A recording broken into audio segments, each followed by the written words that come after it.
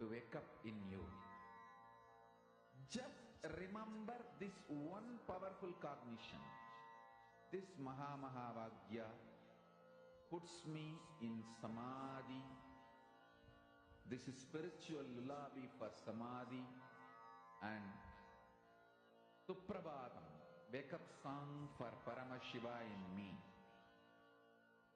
For Paramashiva to manifest. With this one spiritual powerful cognition, chant this Mahavagya.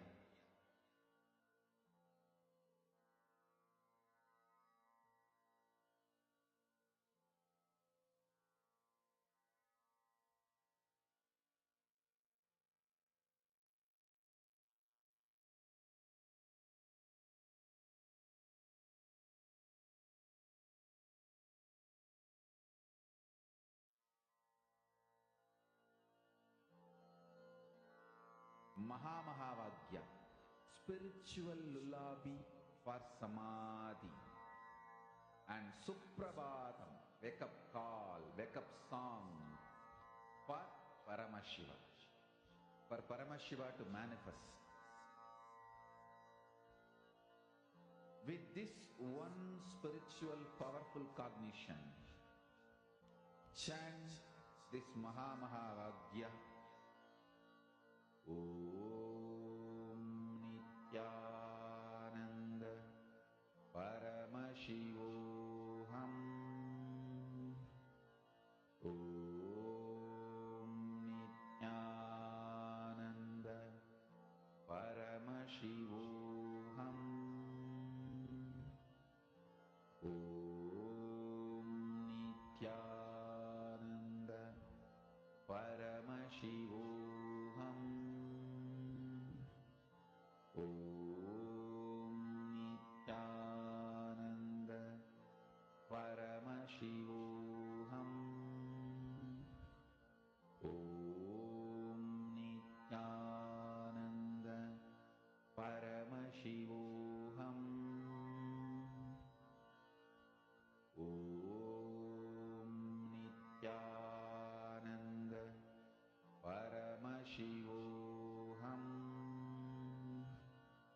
Om Nithyananda Paramashivoham. Om Nithyananda Paramashivoham.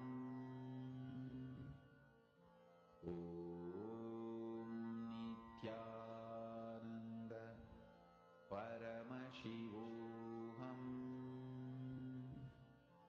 Om Nithyananda Paramashivoham. Om Nithyananda Paramashivoham.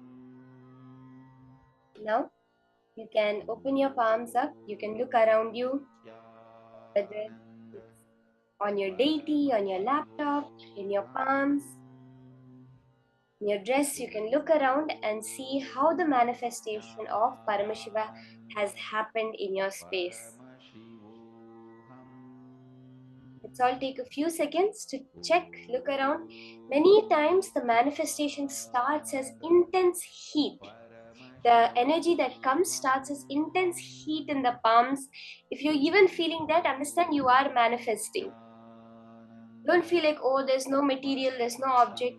Many times there'll be small golden flakes, small golden shiny thing. When you put the torchlight, you'll be able to see. Or else there'll be an intense heat that comes in your palms when you're doing the manifestation.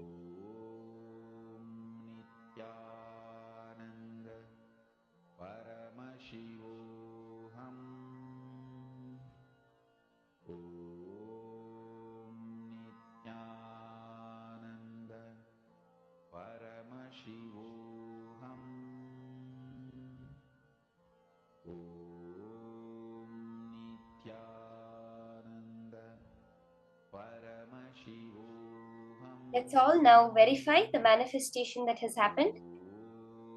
You can take a look at your palms, at your dress, on your laptop, any deities you're having. These are the places usually we see a lot of manifestation happening.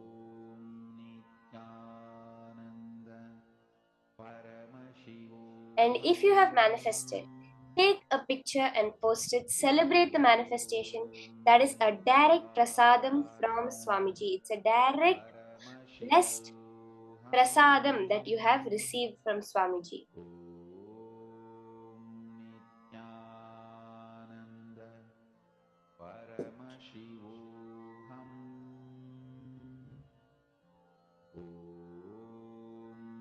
Nithyananda Paramashivoham.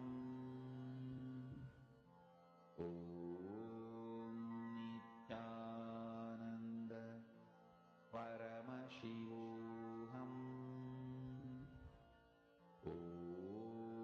Nithyananda Paramashivoham.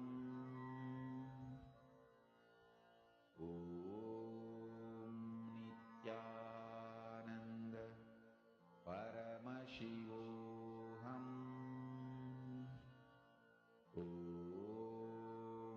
Nithyananda Paramashivoham.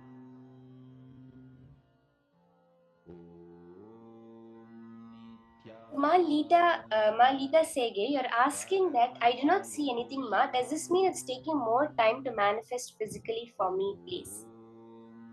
The fundamental cognition with which we should approach manifestation, I would say, is yes, when we are seeing the thing happening, when we see, yes, we know, yes, I am manifesting powers, we say, right? But what actually is power manifestation? Now, even now, me talking to you, you see, you have, let's say, a cup of basma, and you're seeing the basma in the cup. Right now, you have materialized it there. It does not exist, but you have materialized it. Anything in your reality is your materialization. Now, through the power manifestation science, we're understanding how we're materializing this world and changing it the way we want. That's all. So, first thing, you are manifesting. That is the most important thing. You are manifesting this power of materialization. Any power it may be, the minute you have heard it, you have manifested it. Now, why it's not coming in reality? Yes, it may be taking time. You may be not be able to see it. Question yourself again and again. What is that part of me not letting me see Paramashiva's manifestation? Swamiji has said the manifestation will happen. There is, see, it's the reality is there. Just you're not looking at that reality. We understand, right? The superposition, as we hear in modern science, where the every possible pathway for the particular particle to pass through, it goes through all of the pathways, and only when it reaches the other side, it chooses which one. So there is a parallel universe, a reality in which you have manifested. But it's just your eyes are not seeing that. You've not entered that, instead of you've entered this reality. Now, all the whole thing we're doing as power manifestation is being able to tune yourself to that higher reality. That's all. So the manifestation has happened, Ma. It's just that we are yet to tune ourselves to that feed. It's like you're watching on your TV. You're watching, let's say, BBC. Now it's not that the show happening on Times Now is not going on.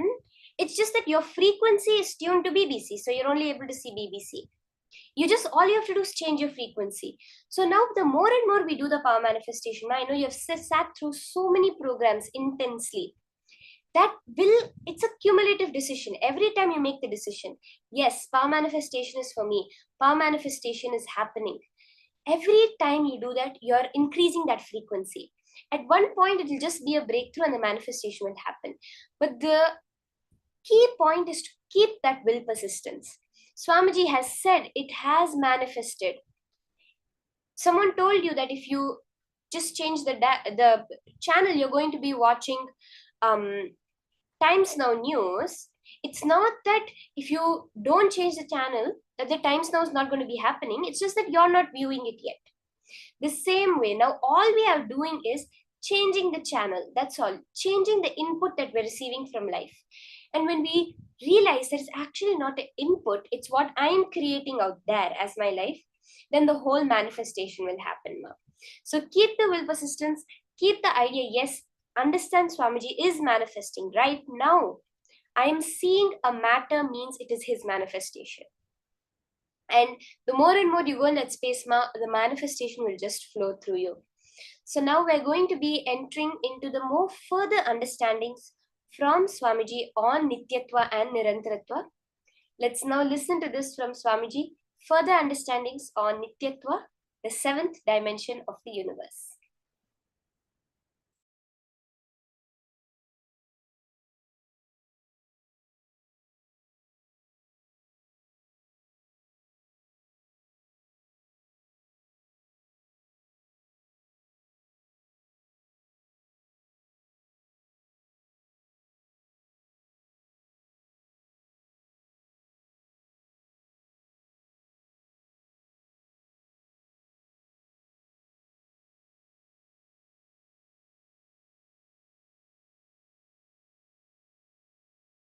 What is incompletion?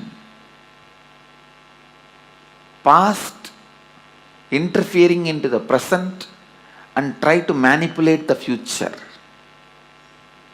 That is incompletion. Your memory, form you carried in the past, entering into the present and trying to destroy the future form is incompletion. You can always see whenever you have a pain, guilt, powerlessness, incompletion, you will be visualizing, imagining your own form in a deep suffering. You will be visualizing, imagining your own form in a disgusting way. Look inside. Please understand, I am giving you a very deep insight.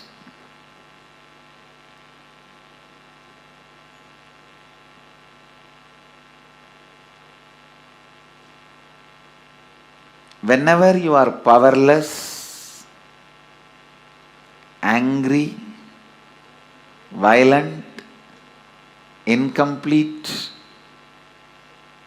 look in, you will be remembering your own form from the past, which is actually you will be flashing your own photograph in your screen.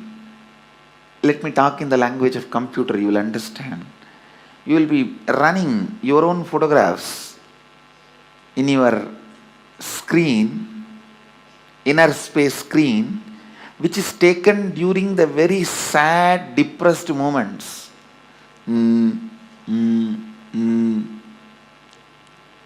What can I do? Lost, over. That kind of the photographs which you have taken at the wrong moment and preserved, stored in high resolution, in a stupid way, in your inner space, you will go on be replaying them. See, whenever you are powerless, you are not going to remember the full smile photograph of you or the ecstatic photograph of you. When you remember that, you are going to be in the space of completion.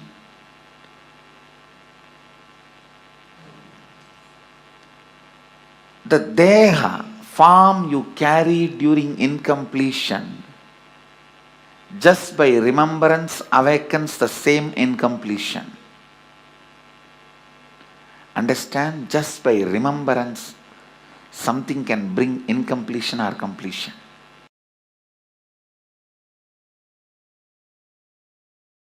The moment one incompletion is triggered by somebody, then that's all. You don't see the world anymore. The world does not exist, only my world exists. That is what is meant by the great Mahavakya, Jagat Mithya. What you perceive as my world is Mithya. Because a small incompletion, the moment it got triggered, it gets triggered.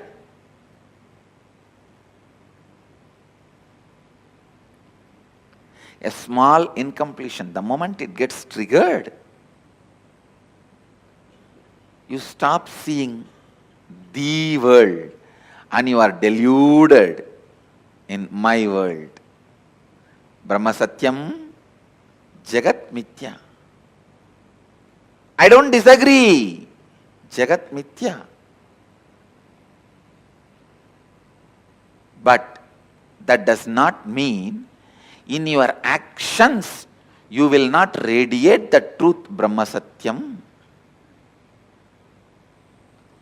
In your actions also you have to radiate the truth of oneness, non-dual consciousness. While you are seeing your finance, your accounts, sitting with your auditor, do you feel that oneness without falling into the powerlessness?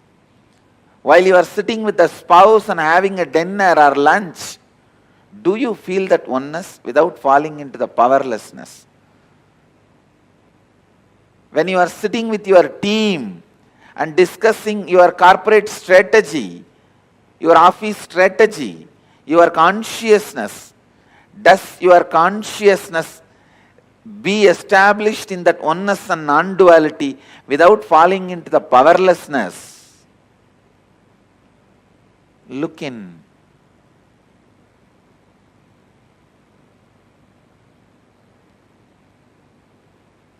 Just your back pain disappearing is not the result of Advaita.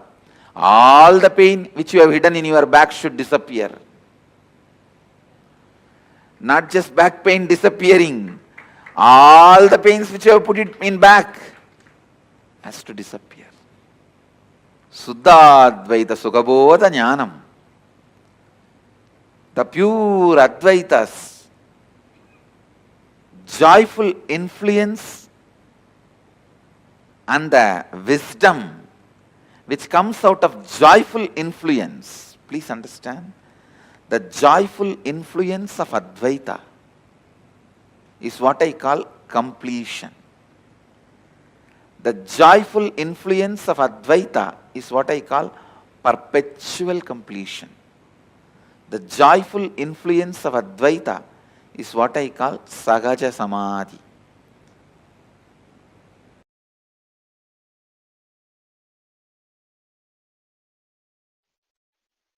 Paramashiva's own reflection, his own reflection in this universe is yourself. Yourself's original source in the parallel universe is Paramashiva. Listen.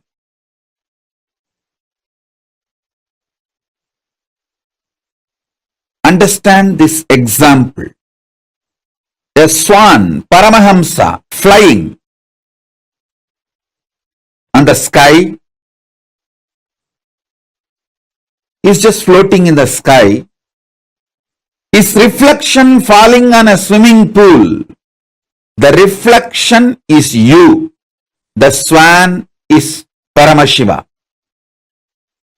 The swimming pool is your body.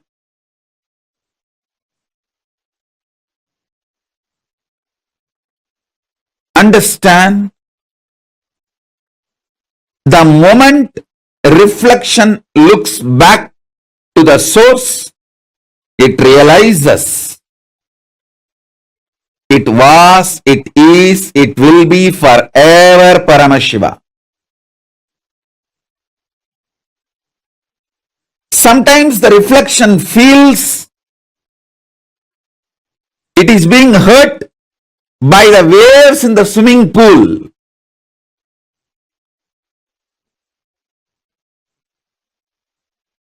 The reflection need to realize nothing in the swimming pool, even if the swimming pool is dried, it cannot hurt you.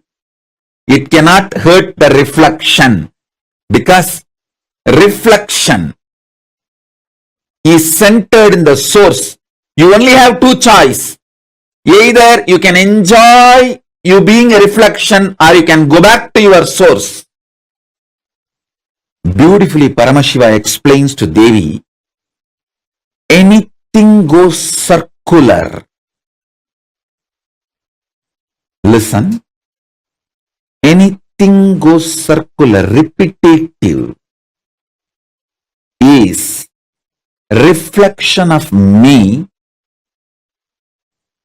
even when it believes it is suffering. It cannot suffer. It can only forget its existence. In the delusion, it can force itself and imagine itself as if it is suffering.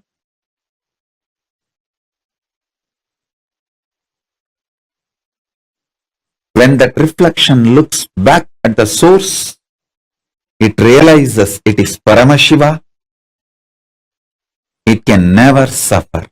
Listen. Listen to this deeply. You in the parallel universe is Paramashiva, the great swan floating in the space. The reflection of that great swan on the swimming pool in this universe is your individual self. That swimming pool is your body.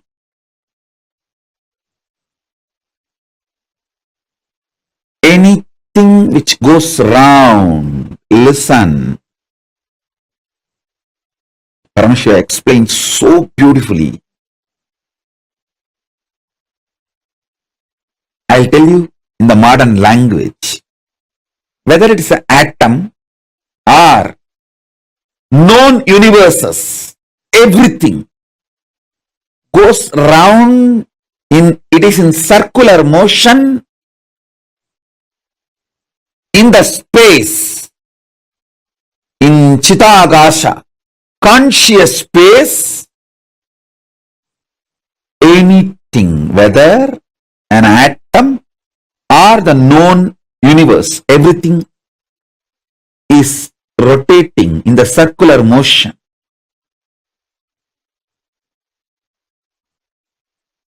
What is created in the circular motion is called circular time.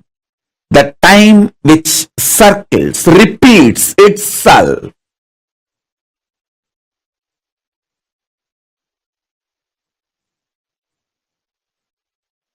You can see in your body, your hunger repeats itself. Your number one, number two, number three repeats itself. Your sleep repeats itself. Your patterns repeat themselves. Your decision to smoke, your decision to drink, your decision to be addicted to something, everything is repetitive. Understand? Anything which repeats is in the circular time motion. It is within the field of Nirantaratva but not Nityatva. It is within the field of Nirantaratva but not Nityatva. If you know, anything which repeats does not hurt you, cannot hurt you. You are liberated from time. You are liberated from Kala.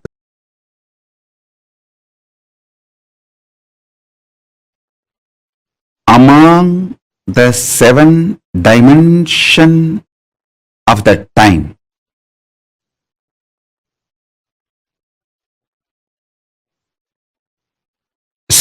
space before the past.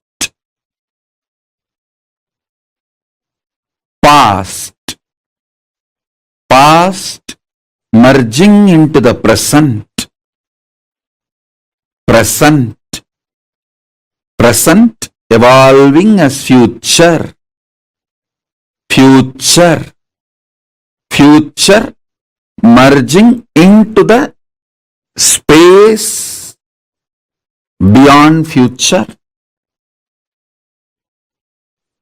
So totally in the seven,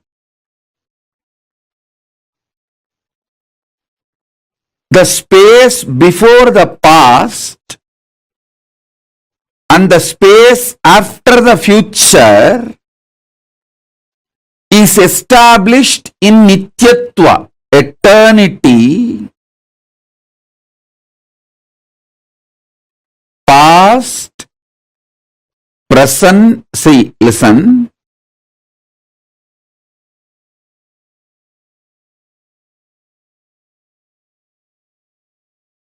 Past, past becoming present, present, present evolving as future, future. This five is Nirantaratva. In this Nirantaratva 5, only the present moment touches Nityatva. So, if you want to enter into Nityatva, voluntarily, if you want to break this Kala Chakra consciously, the door is open only in the present. The cumulative effect of all the practices you did and the initiations you received enters into the present.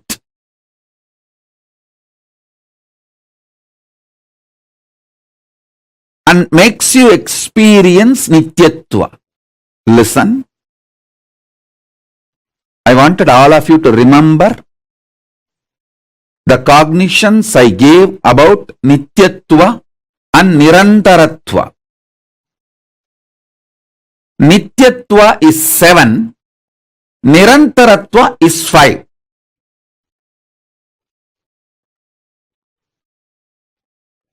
Nityatva is all the 7 put together. Nirantaratva is this 5. In this 5, only in the present moment you touch eternity. Before the past, if you enter into that space, you can touch eternity. Through completing with all your past, you can reach that. Sometimes it may take even few janmas to reach that.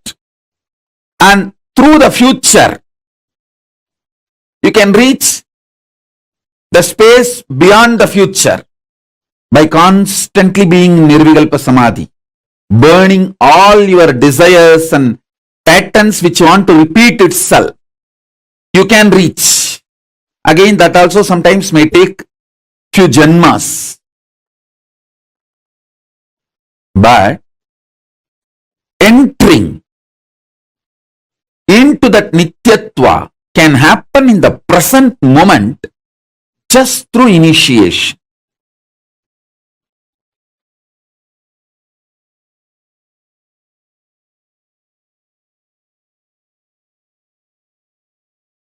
I'll explain this eternal, the truth of eternity. Understand? Many of your patterns, sufferings, fears are impulsive, not existential based. If you decide to sit with you and relaxed way look at you and have a mature conversation with you, much of your fears have no place inside you. If you just want to throw tantrum, how can he do that? How can she do that? How can this person do that? How can that person do that? If you are interested in throwing tantrum, all the fears, greed, everything has a place in you. But this constant tantrum based reaction and action, the life you are going to manifest around you is going to be hell. Listen to that truth. See, the constant tantrum throwing, violent, hatred, action, reaction, you are going to create hell around you.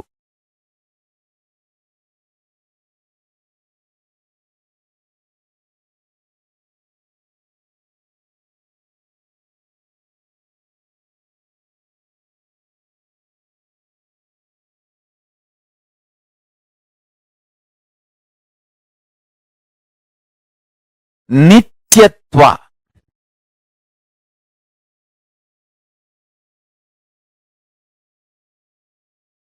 I can use and maybe I'll create a new word.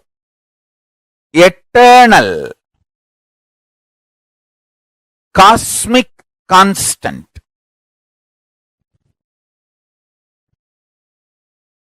It is actually one of the dimension of the universe. One of the fundamental quality you need to access the eternal dimension of you is having restful, matured conversation with you. What am I doing? Where am I going? I am going to be eternally alive. Am I planning and building my life for that? Or am I just agitated, tantrum throwing child, thinking that there is no tomorrow? When it comes, let me face. Understand, all suffering is nothing but having this attitude. When it comes, let me face, and when it comes, you will not be able to face. That is a suffering. Understand, this is too important statement I am making. All suffering in your life is because of that blind spot you have. When it comes, let me face, and when it actually comes, you won't be able to face.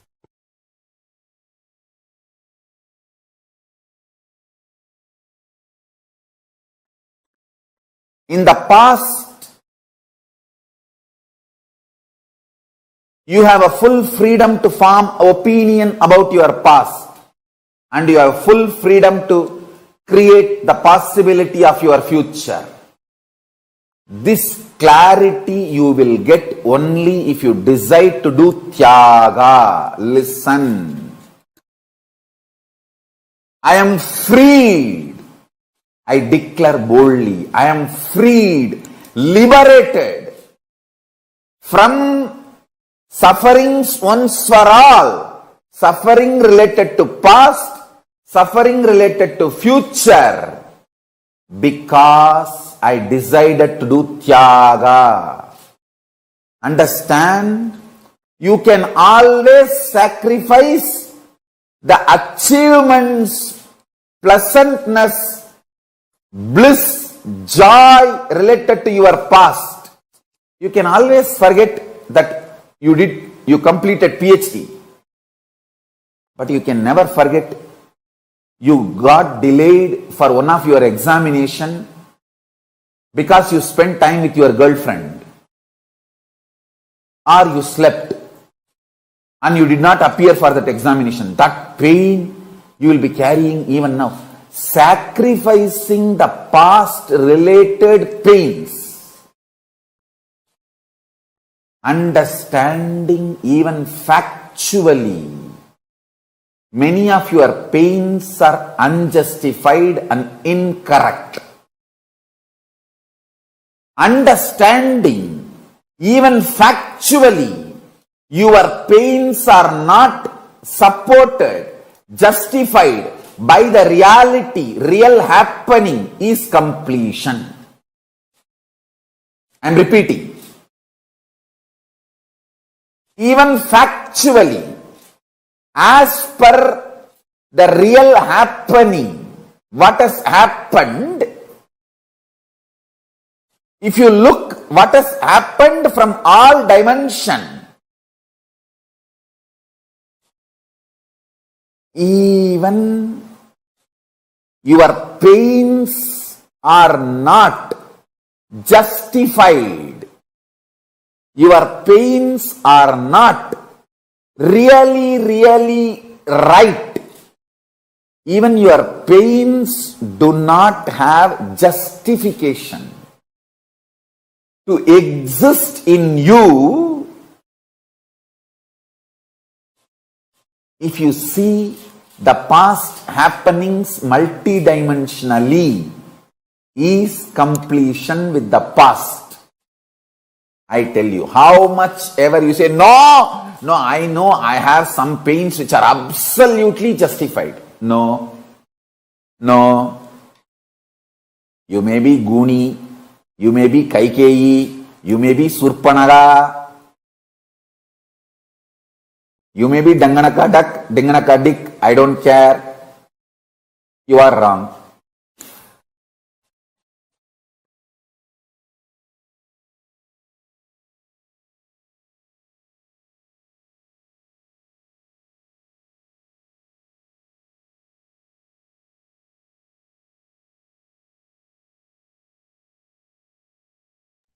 Your past, the past becoming the present. I think this is like such a breakthrough revelation, understanding the Nityatva, Nirantaratva. Okay, let me start this with a question. Can I request every one of you to post what according to you is Nityatva, what according to you is Nirantaratva? Come on, can I request all the participants to post, please? Madonna, Karen Hadley. Karen is laughing. Okay, come on, every one of you post what is Nityatva, what is Nirantaratva. Virupaksha, since you told, the previous time we played this video, it was not complete, so we replayed it just to make sure that you also understand. Come on, all the participants, Ma Wei Huang, Ma Zijing Yao. Can I request every one of you to post?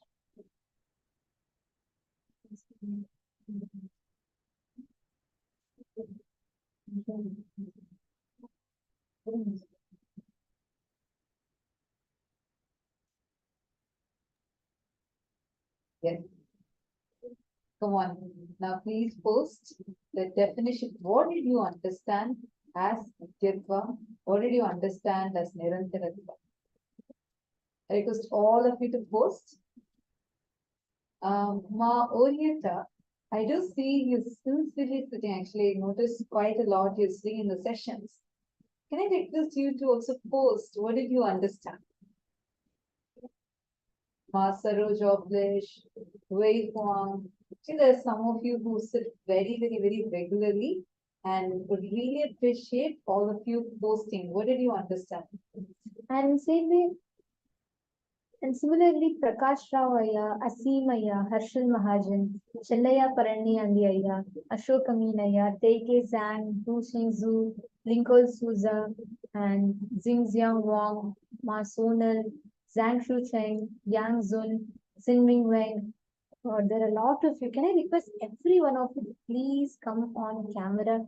Can I request all the participants to come on camera, please? See, today's is too important and want to make sure none of you are missing it out. It is very important because today's session directly is going to be working on your inner space, giving you a complete breakthrough. So please make sure that you're not missing out. I request everyone to be on camera. Come on, dear participants, Madhyana, Malilian Mustaf, Machetana Patel. Come on, every one of you post. What is Nityatva? What is Nirantaratva? Ma Sudha Dandapani, you're guessing based on the word Nityatva. What is Swamiji revealed in this session? Ma Johanna, Ma Mohini Lata,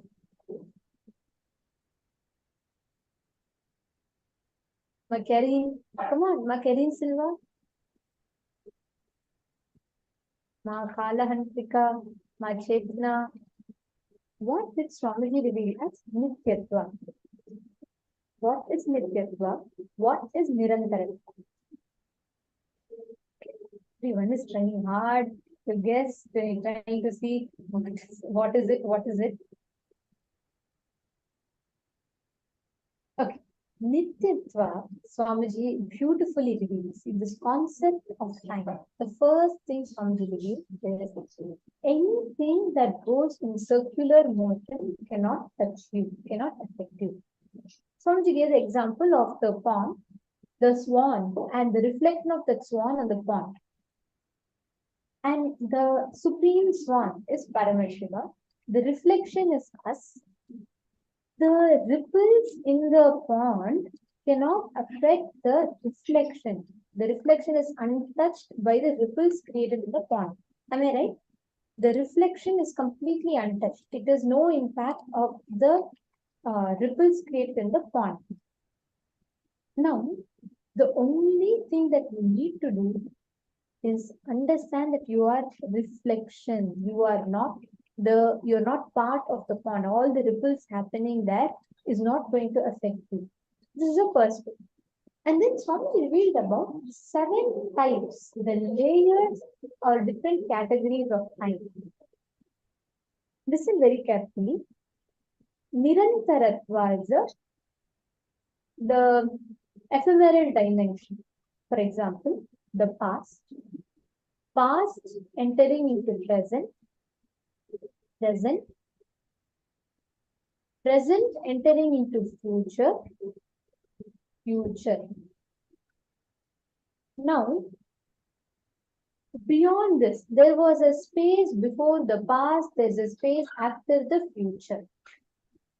Now, the normal time that we all know, that we all talk about, that we all measure is past becoming present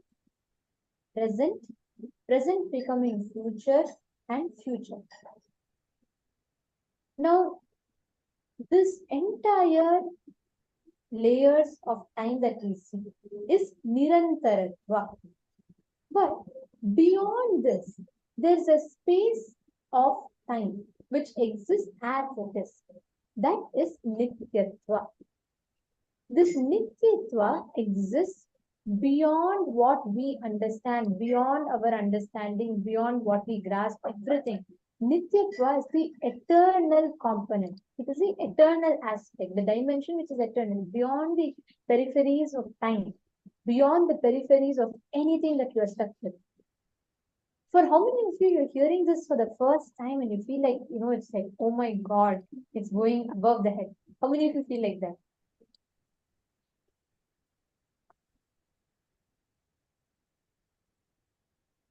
Beautiful. See, please catch it. Please understand this truth. Everything that is going in a circular motion, in a loop, we are stuck. We cannot affect us. We are not stuck in that.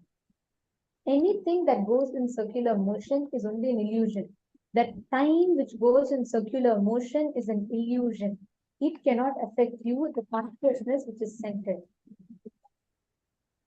How many of you are like, oh my God, is this? See, so many of you like, what? My Janet is saying me, my Sonia is saying me. Donna, okay. You're saying you don't know how to spell. No problem. Okay. Now, I'm sure each of you have a lot of questions with this, right? How many of you would like, especially when Swamiji said anything that goes in circular motion is an illusion, for me it's a breakthrough revelation. And I have a good news for all of you here. Today, all of you can ask your questions directly to Swamiji, not just prayers and boons, any questions. We all learned about Nityatva, Nirantaratva, the circular dimension, time, how anything that goes in circular motion does not affect us. Actually, that if I get a chance, I would definitely ask Swamiji about that because it is such a breakthrough revelation. How can something that goes in circular motion and not something that is anything that goes in circular motion, Swamiji said, cannot affect us? It's a delusion. And because time goes in circular motion, it is a delusion. Wow. It was like, even now, I cannot completely grasp it. I feel like, when Swamiji reveals further, we all will have extraordinary breakthroughs with that. So today, any of you have any questions that you would like to ask, you can feel free and post it to Swamiji. During the darshan, you can post your questions directly to Swamiji and Swamiji himself will be answering them. Yes, that's right. You get to ask your questions to Swamiji. Mylina Mayer saying it's not that easy with the 7 and 5 points. Don't worry, Mylina Mayer. As you repeat it, as you start understanding it, you'll start grasping it. It's important that you understand the truth, not the words. Leave the words. Words are secondary. But it's important that you understand the truths. The 5 layers that is in front of us, and the 6 and 7. The whole 7, listen very carefully. There is a space before the past. There is past. Past entering into present. There is present. Present entering into future. And there is future. And there's a space after the future. Now, all of us interact with, know, understand about only till the periphery of future and past. Past becoming present, present becoming future, future. This is Nirantaratva. We are stuck in this rut. But beyond these 5 dimensions, there is a space before the past, there's a space after the future. Now, that entire loop is Nityatva. That is what all of us are going to be initiated into today. Swamiji is going to be liberating us from all this time loop that we are stuck in, and he is going to be raising us to that highest consciousness. Catching it clear? Anyone else having any questions? Okay, so this is Nityatva and Nirantaratva. Now, all the time loop that you get stuck in, every time you are stuck in a certain past pattern, certain present, any issue that you're stuck in, if you complete with this one cognition, if you understand this one truth, you will see a beautiful way the shift will happen in you. So Deepak Katharaya is asking, what is the reason for incompletions in our life? Can we remove the incompletions and this? That's a good question. See, please understand me. When you are constantly stuck in this loop, time loop, you will have incompletions because you're prone to incompletions. Am I right? You constantly perceive yourself only within the limitations of the past and the future. But there's a space beyond that which will give you complete access, which will make you realize that all this is just an illusion. But as long as we're just stuck in this rut, we are always struggling with this, and we always are just stuck in this loop. Today's initiation is a solution for you. Today's initiation, Swamiji is going to be working on liberating us from this time loop that we are stuck in. Just working on this will make us take a huge shift, a jump, and a breakthrough. So now, let us enter into understanding what Swamiji revealed just now. Understanding about this time loop and how you can experience that instant liberation from being stuck in this illusion called time. How can we experience instant liberation from being stuck in this constant time loop? That is what we are going to be seeing now. Okay, let's enter into a very quick exercise. I request all of you to please sit along. Please bring a paper and pen. Let's all enter into the process. See, amongst the 7 dimensions of the time, Swamiji told a very important truth, right? Swamiji said only the present has access to eternity. Only the present in that whole loop connects you to eternity. Everything else makes you get stuck in the loop. Among the 7 dimensions of time, only the present is established in Nityatva. The space before and the past, before the past and after the future also established in Nityatva. And by constantly being in Nirvikalpa Samadhi, you experience Nityatva. You experience that eternity. So, anything that is circular or repetitive is a reflection of Paramashivam. Even when it believes it is suffering, it cannot suffer. It can only forget its existence in delusion. It can force or imagine itself as if it is suffering. Now, with this understanding, look at all the incompletions that you have and see where all you create this suffering. Where all do you constantly get stuck in this suffering? When you do that, when you cognize this, when you understand this one truth, you will start grasping, you will start understanding this most beautiful truth about life. You will stop getting stuck in the loop of time. Are all of you getting it? Catching it?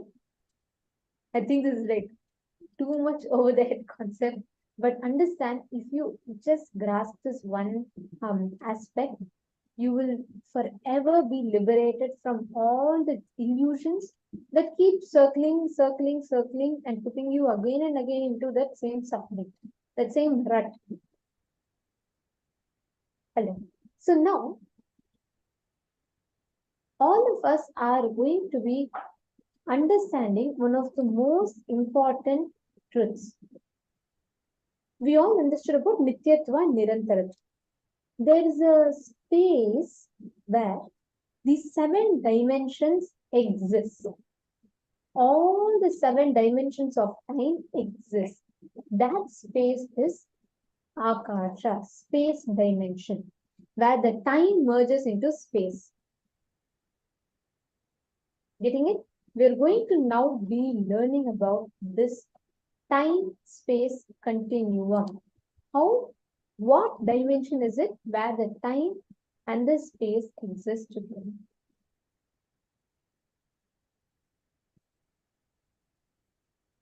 So, I request every one of you, can every one of you take a few minutes and please post whatever understanding you have had so far about the Nityatva and the Nirantaratva dimensions. Come on, every one of you post so that you will understand the whole thing better. You'll be able to grasp the time-space continuum much more better.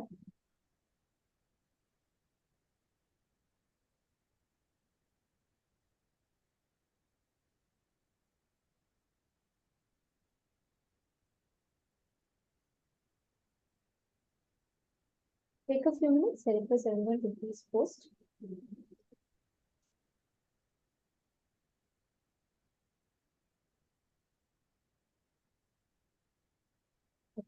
Now, let us all understand this profound truth about the time-space continuum. It's a next level concept, so please enjoy.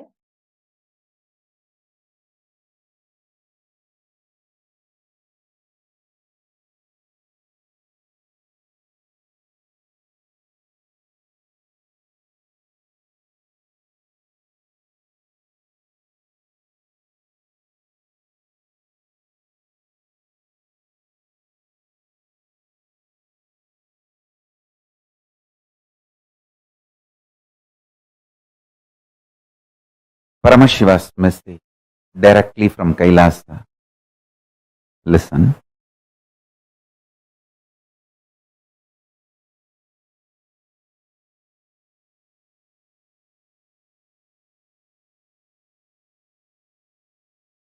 Time and space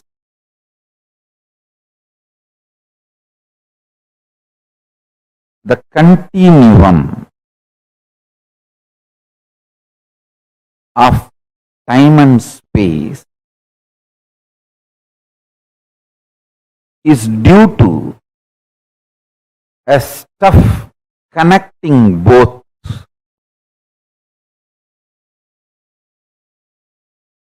That stuff is called Maya Tattva in Vedic tradition. It is not there, but it is there.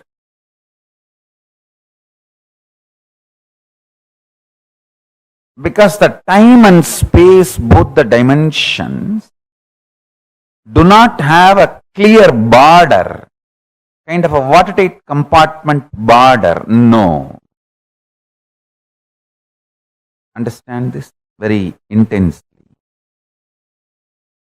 For example, if time and space put together is 100 meter, consider an 100-meter clock as time and space. For some people, 60 meter is time, only 40 meter is space. For some people, only 30 meter is time, 70 meter is space.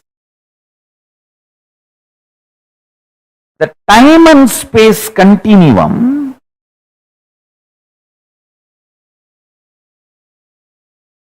and the way it exists as reality for you is not the way it exists as reality for others. That is why some people are so excited to wake up in the morning. Some people feel, oh God, I don't know why I need to open my eyes. Listen carefully.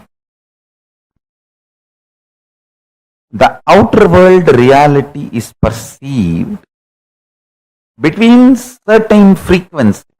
Like I gave the example, 20 hertz to 20,000 hertz sound only can be perceived by any normal human being.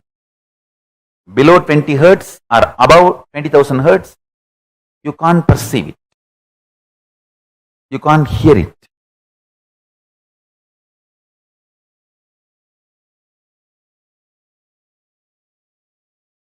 Just like the sound below the 20 hertz, above the 20,000 hertz can't be heard by normal man, but it can be heard by extraordinary capability. Same way, this reality which all of us are commonly sharing with the word called world. This is also between certain frequency. For example, we will give the same like sound, 20 unit Maya to 20,000 unit Maya. It's only an example I am giving you.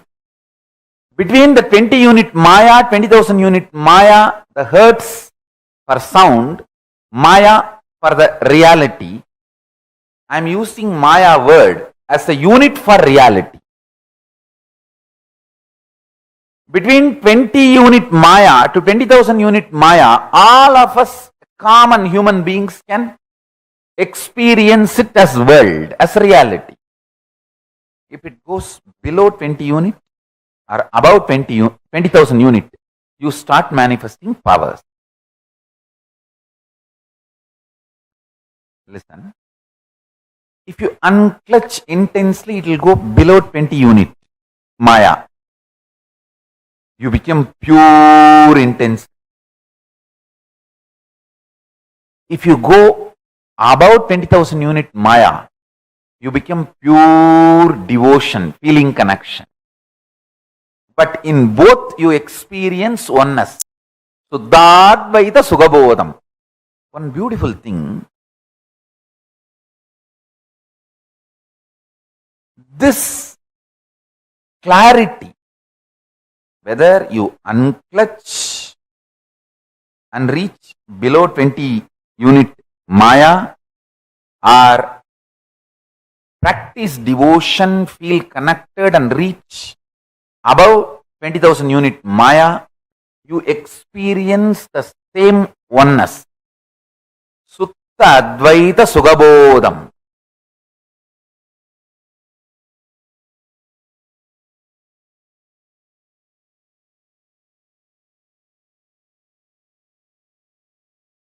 If I initiate you into power manifestation, your whole body, mind starts getting grounded in that oneness space. Sutta Advaita Sugabodha. What you manifest is Shakti, not ordinary Siddhi.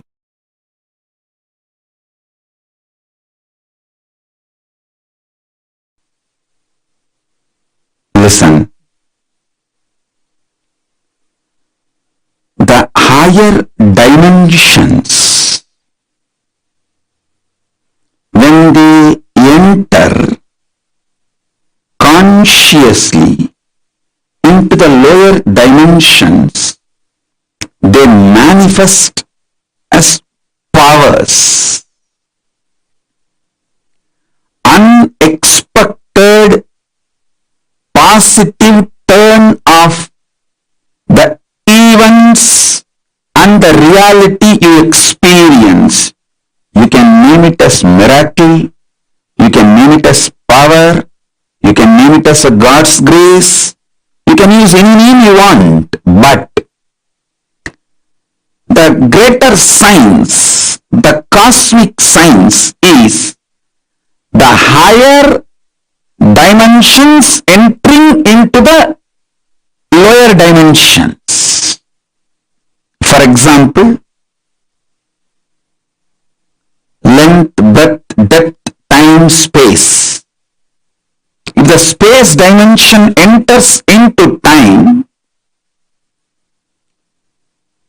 time literally manifests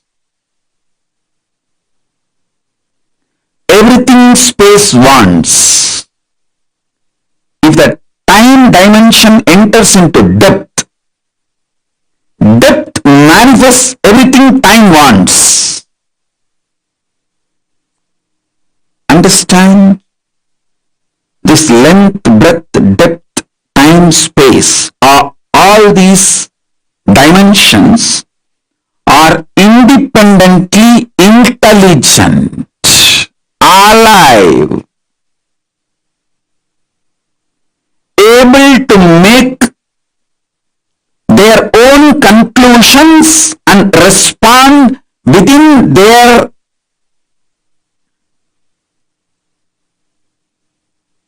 frame and working zone. Please understand,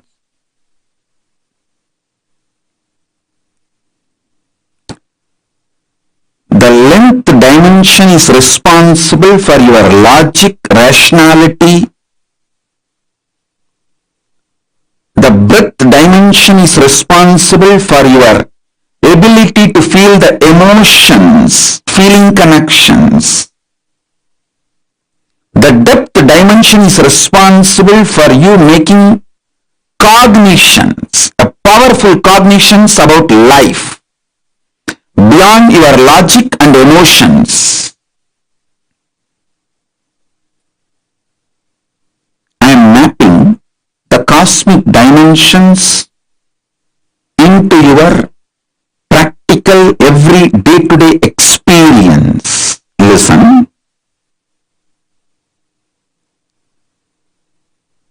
Length dimension is responsible for your logical, rational thinking.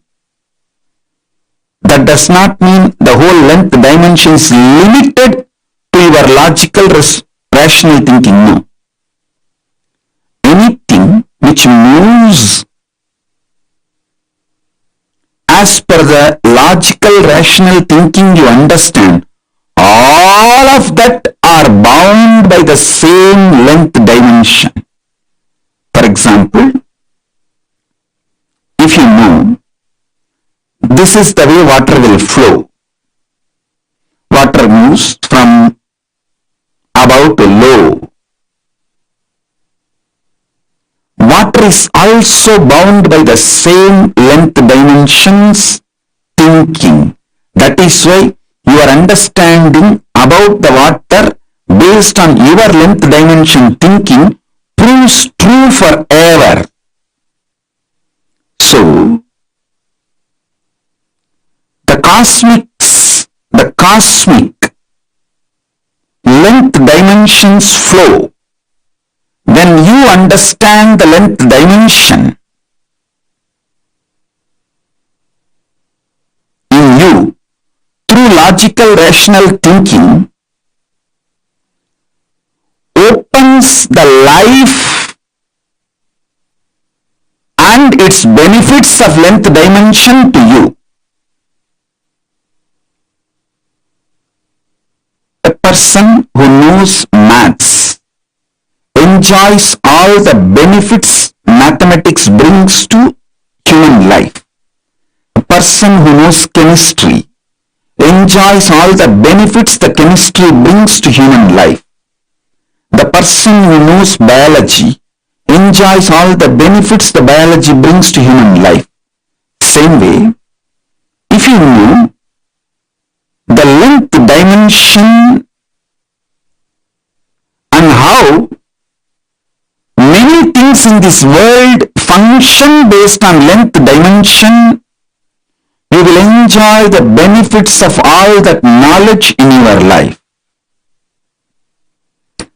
Length dimension by itself is a power, independent intelligence. Same way, breadth dimension by itself is a power. Anyone who understands the breadth dimension will be an amazing lover. People will just love to hang around him. He will be an amazing, a powerful magnet, radiating love.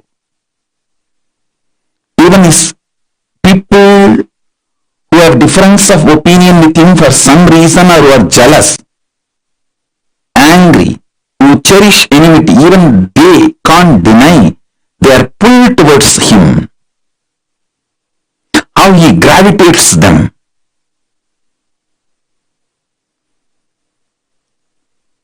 A person who understands depth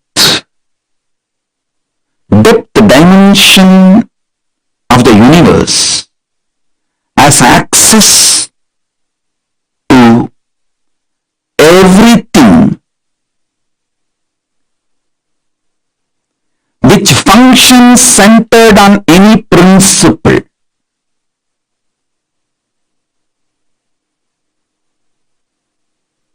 Metallurgy, economy, politics, social science, everything which functions centered on some established principles,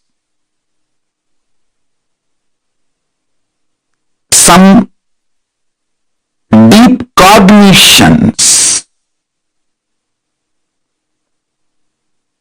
See, your doctor may prescribe drugs from pharmaceutical companies. One doctor may give paracetamol from one company, another doctor may give the prescription from different pharmaceutical company, but the fundamental principle, cognitions, will be same for all the doctors who are pro-life, life positive, who are oriented, who are focused on treating the patients. Understand? I was studying why Americans trust Indian doctors. You should know, Indian doctors are the most successful doctors in US, not just in number or making money, trusted by the patients, because fundamentally they don't compromise on the health of the patient. You can't buy an Indian doctor easily. I'm not saying the other culture doctors can be easily bought over. No, I'm not saying any of that. Don't make negative inference. I only wanted to say the statistics available, data available proves not only big pharmas are not able to buy Indian doctors to do unethical practices, the patients also have a high trust for Indian doctors when the patients have choices. Even if they have to travel long distance or take few more steps, they opt for Indian doctors if the Indian doctors are available. That was a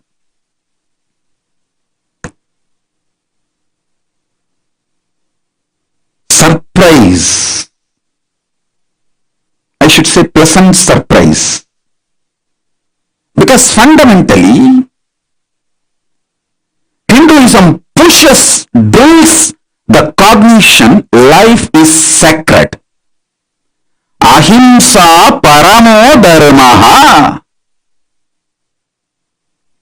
Make money within the framework of non-violence. Do not violate the fundamental principles of life. So understand, every dimension, when it enters into the lower level dimensions, it manifests intense power. Now, I want you to understand,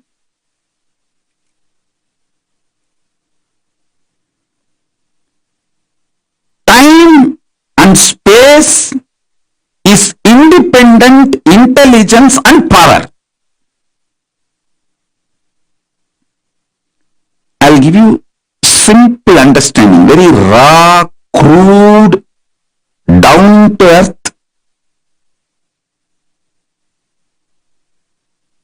simplest understanding.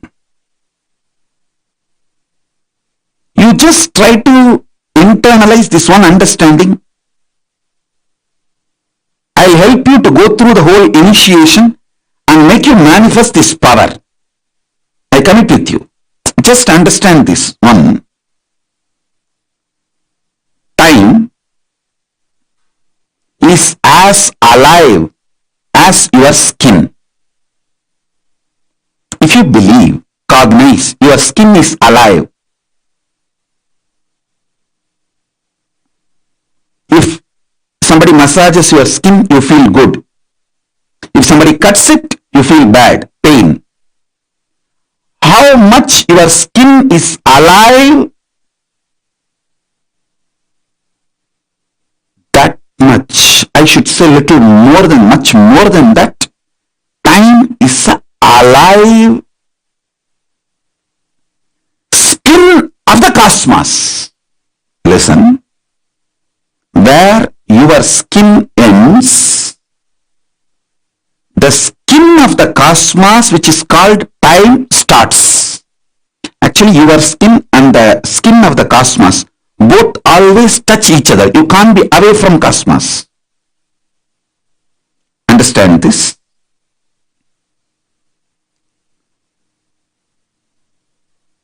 Where your skin ends, exactly that is the spot time starts. Time is the skin of the cosmos. Time is the skin of the cosmos. How you have a nervous system which passes the thought currents inside you, same way the cosmos as a nervous system which passes its decisions and thought currents, that is the space. Your skin is alive. Your nervous system keeps you living. The equivalent of your skin for the cosmos is time. Equivalent of your nervous system for the cosmos is space.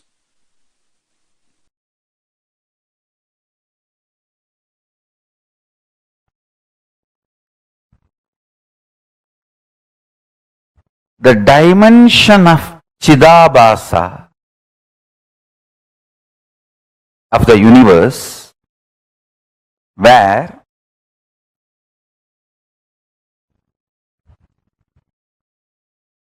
the activism of Chit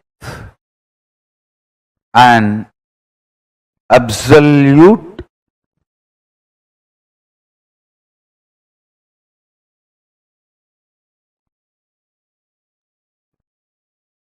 pure existential reality of Chit. Listen, the activism of Chit, we call it as Shakti. Its pure existence of Chit is called Paramapurusha.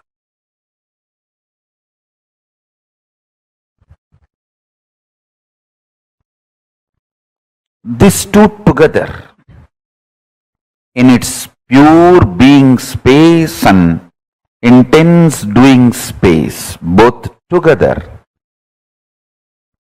is the dimension of Chidabhasa.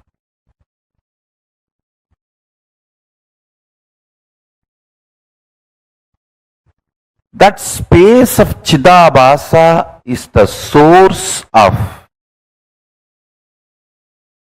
all these 5 dimensions of the universe: length, breadth, depth, time, space. Because modern day scientists are trying to use 2 different words, time and space, I am also using the same way, but in reality, time and space is a single sheet. One edge is called time, another edge is called space. There is no watertight compartment or clear fourth wall built between these two. As I said, for some people, that same 100-meter cloth, 70-meter will be time, 30 will be space. For some, the 30-meter will be time and 70-meter will be space. That the time, space, both are same sheet. Imagine. I can even use the word sheath. Avarana. Sheath. Sheath is also apt word. I tell you, tiredness starts your destruction. The idea of tiredness, when you start associating yourself with it and you feel you should be treated very cutely when you declare your tiredness, that is when the destruction starts in the life. Tiredness is your sickness. You need to be handled ferociously when you try to declare tiredness. If not, it will become depression. Tiredness plus cute teddy bear cuddly feeling with tiredness is depression. When you are tired, don't try to hug the teddy bear, cuddle teddy bear. Don't expect people to treat you with a cuddly teddy bear behavior. When people treat you cutely like teddy bear, when you are tired, be very clear. You are going to be destroyed in depression, and those people who are treating you cutely are responsible for your depression. When you declare your tiredness, you need Kala Bhairava to deal you, ferociously wake you up.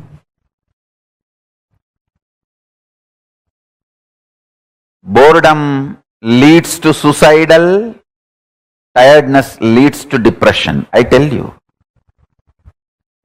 if you are feeling tired, just take a cup of coffee, do some yoga, learn to jog, maintain your body and break your tiredness. Tiredness evolves as chronic fatigue and depression in your system. Tiredness evolves as chronic fatigue and depression in your system. That is why I insist on everyday yoga. Everyday yoga is the best way. Intense yoga. If you are going for work, at least 1 hour yoga. If you are not going for work, you are working from home, 2-hour yoga. To keep yourself alive. Don't try to conquer laziness for your whole life. Conquer laziness for now. Today you will not be lazy, that's all. Don't try to tell yourself, I will never be lazy ever. No, it doesn't work. It doesn't work. Today I will not be lazy. That's it. Make sankalpas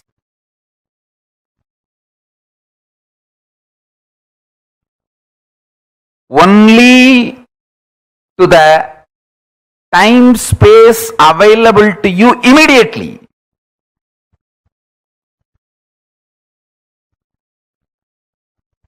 For almost all human beings, the immediate time space available for you is only next few days. Because by the time your space becomes different, you fall into deep sleep, tiredness, boredom, and when you come back, you are not the same person. Hey, don't try to act as the same person when you come out of your sleep.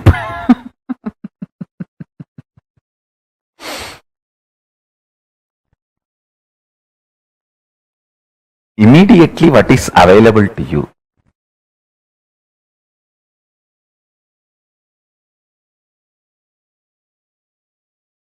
Make sankalpa for that.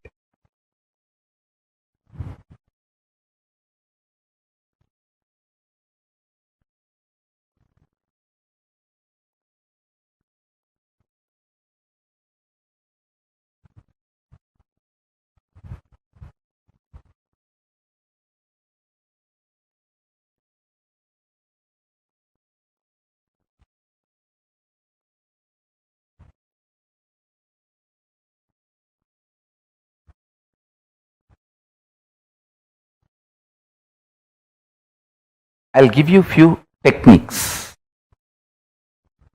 and understandings about this time-space continuum.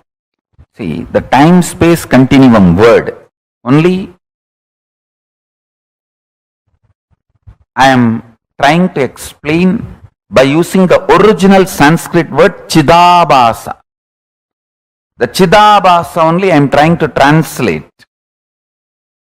with the English word time-space continuum. Some of the understandings related to time-space continuum and techniques I will reveal. Understanding is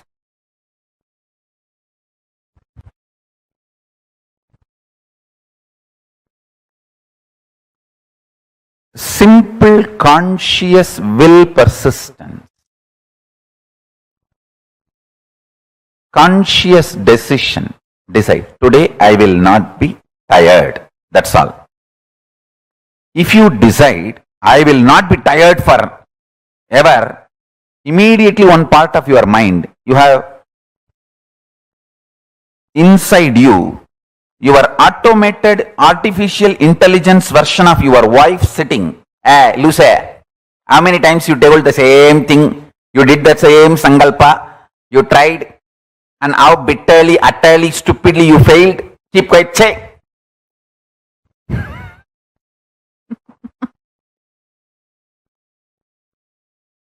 Declare supremacy over the time space available to you. That is what I call Satya Sankalpa. Your whole life is not actually known to you or available to you as you falsely imagine. Listen, if you are in certain space, mood is the fragrance of the space. If you are in love, you will have the friendly mood. If you are in peace, you will have bliss mood. Moods are the fragrance, flavor of space. Your ability to retain your space is only the time available to you as your life. For example, if I can retain my peaceful, joyful space and radiate the mood of ecstasy, bliss for next 2 days, then only the 2 days is the time I have as my life. So, I can only plan for the next 2 days, only that will be successful and strengthening my confidence about me. And after 2 days, then plan for the next 2 days. That is the way you consciously start building you. Your Chidabhasa, source space of consciousness. The time-space continuum gets built consciously only with space-based sankalpas. Second,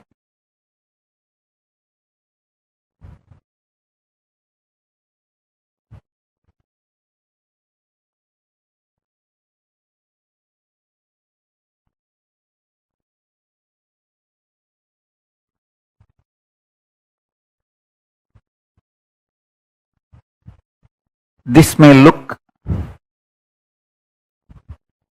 too simple, but when you start practicing, you will understand how powerfully this technique works for you to be stable. Understand? The most beautiful emotion which can bring stability in your life is love. Morning when you wake up the Atma Linga which you are wearing. Mahadeva, please wake up. Morning when you take bath, Swamiji, please take bath. Pour few drop water on that linga. Always wear it. That is the best way. Pour water on your body and pour water on the linga. Swamiji, please take bath. When you eat, whatever you eat, Swamiji, please eat.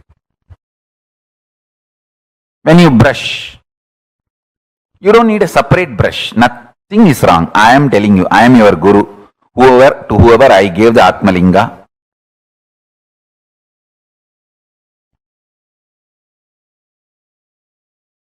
maybe you don't need to put the same brush on the Atmalinga, but take little Hariteki powder and put it on. Swamiji, please brush the teeth. Mahadeva, please brush the teeth.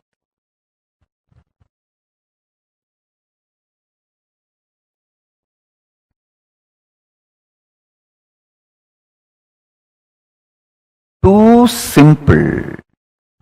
And when you are falling asleep, tell him, Mahadeva, please sleep.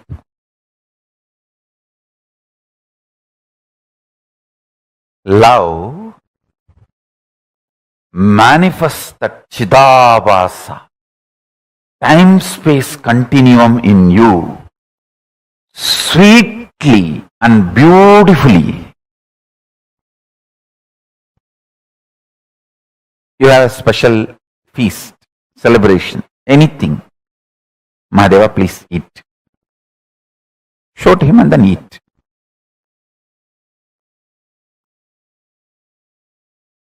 Start this. It is too simple. Time-space continuum. That Chidabhasa will explode in such high energy. When you spray perfume for you, just put little on him.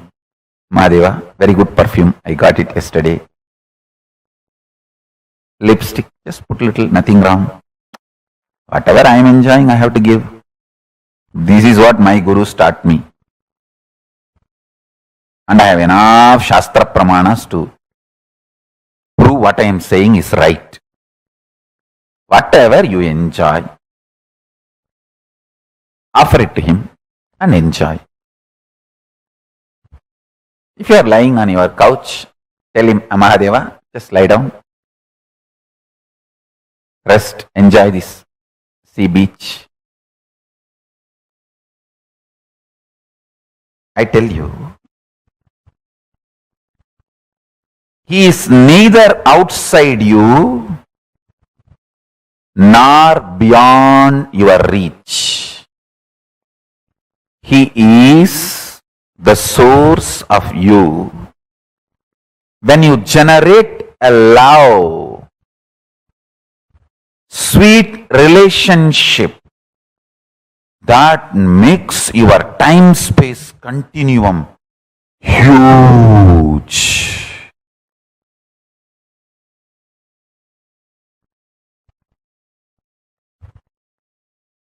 Huge.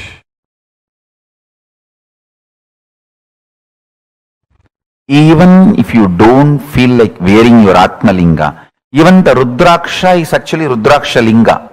Many times, the Shastras allow, you can keep Rudraksha as the Rudraksha Linga and do Shiva Puja to that Rudraksha Linga itself. Agamas allow it. So you can keep your the Rudraksha, Kantamala itself as Atmalinga. If you don't have Atmalinga or don't want to wear the Atmalinga, you can treat Kantamala itself as Atmalinga and tell, hey, Mahadeva, please eat. Mahadeva, please take bath. Mahadeva, have shampoo. Mahadeva, have perfume. Understand this continuous love continuum will make your Chidabhasa powerful. Your Chidakasha will become strong, and the time-space continuum will expand. I tell you, this attitude, this will start building everything. People who lived around me can remember very clearly, even if some book is printed, invitation printed in our Kailasa, in our Sangha, and first copy is brought to me. First I'll take it and put it on Atmalinga. I always have Atmalinga on my body. Whenever, if I am not wearing it, it is there in the Ananda Gandha. I'll put it on Atmalinga and say, Paramashiva, please have it. I tell you, that will bring such extreme sweet relationship. And you just see, even if you start understanding He is watching over, He is continuously seeing you, that is enough to make you fall in love and explode in love. I have seen people, the moment they know I am seeing them, they just go crazy with love.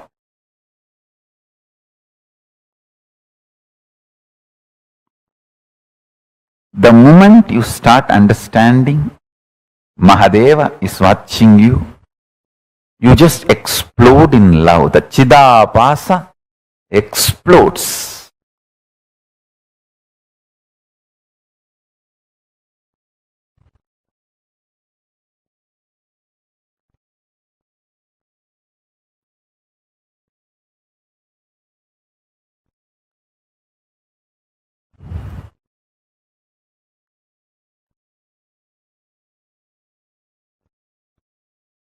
Vyutpatti of the word Chidabhasa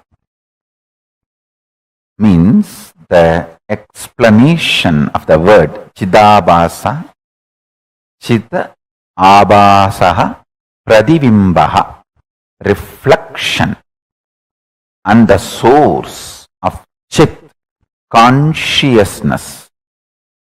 Buddhavatma Pradivimbe Jivaha Jive. The source and reflection of consciousness, Chit, in the Buddhi, in your being, self. Buddhi vritti chidabhasau idi vedanta karika.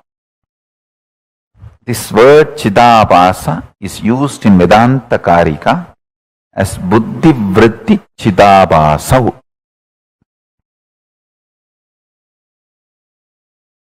Listen. The source where the being of Chit and doing of consciousness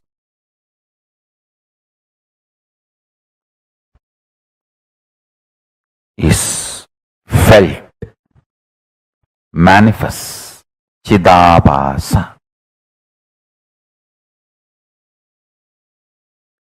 First few days only it will be like a monologue. You are talking to Paramashiva. Just after a few days you will see that he is responding in your inner space. You just know he accepted your food. You just know he is happy with the cold shower you gave.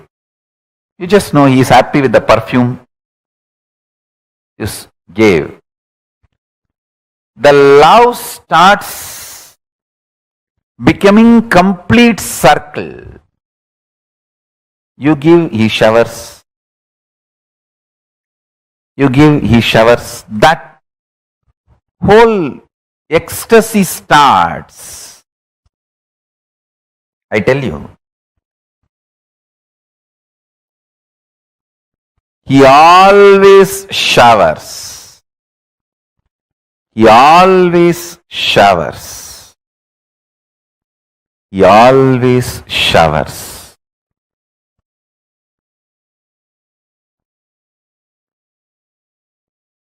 See, ability to inspire yourself without the external inspiration means you found the source of your love inside, internally. Chidabhasa of you has opened up. The Chidabhasa in you is Paramashiva.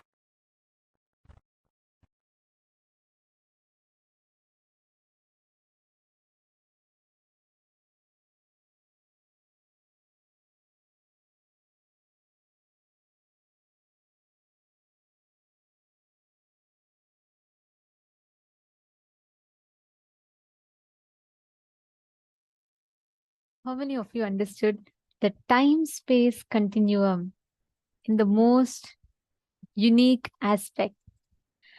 For how many of you this time-space continuum was a very, very, very beautiful thing? What did you understand as time-space continuum? Let's start with that. I think this is one of the most important and most unique revelations from Swamiji, to be able to understand the time-space continuum, how this whole thing functions and how we experience it. See, first step for this, I request all of you to post what all have you understood so far. Meaning you're learning about something like very, very, very powerful, right? So just take a few minutes and I request all of you type and post what did you understand. Ma Sherry Gao, Karen Hadley, Ma Sonia Rao, and Ma Margarita, Madonna, Fei Yu Wong. I request all of you take a minute and post what you have understood. Masudha Dandapani is posted. When we generate, okay, then this is the last session. Can I request all of you to post it now? What did you understand?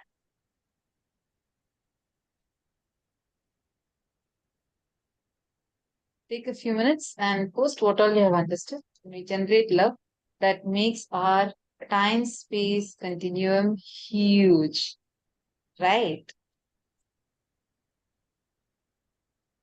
Nitya Vedanta Shakti. Wow, such a beautiful name. Ma, what did you understand? Diana's pillow was posted. Love is a source that needs to open up inside of us. All right. Is it something that needs to open up inside of us? Or is it our own dimension that exists that you just need to express more? Love is something that is, love is our very way of life. That energy is continuously existing. And you don't need to open up that love because that energy is there. You just need to channel it a little more. You exist, every breath of yours is infused with that love. Whether it's a calculated love, selfish love, or a selfless love, it is existing in some form or another. Even if it's the most selfish love, it is still that love energy that's existing in this. All right. I request all of you to post. What else did you understand?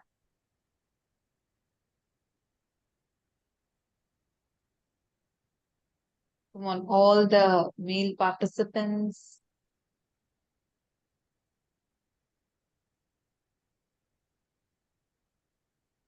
Come on, everyone. Okay. Deepak Katharaya has posted a question. I think you posted it a little while ago. Previous session.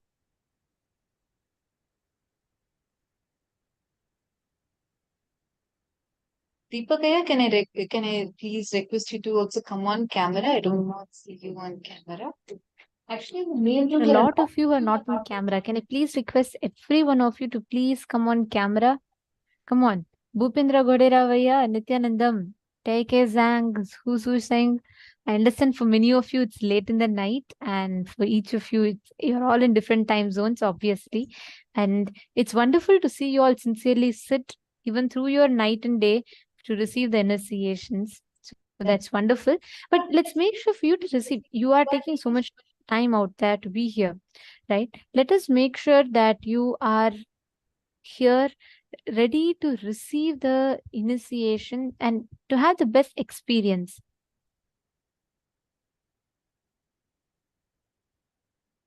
Come on. Can I request every one of you to come in the camera? Very, very soon we'll all be entering into darshan and we'll be entering into the preparation for the darshan. So it is very important that we understand these truths. We apply these truths. We understand the sciences and we are preparing for the darshan. So can I request everyone to please come on the camera, settle down.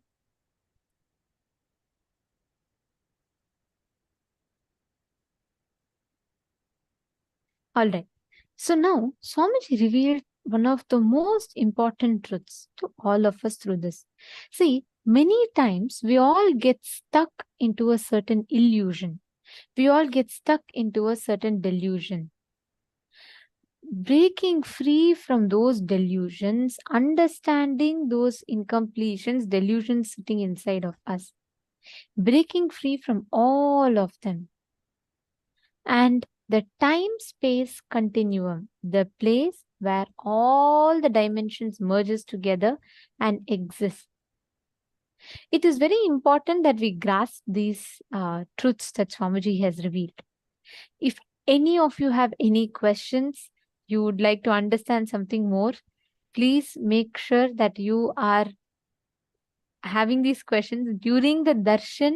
You all can post it directly to Swamiji and receive the answers. You all can post on various different social media platforms. And you all would have heard Swamiji actually calling out from different platforms like Instagram, Twitter.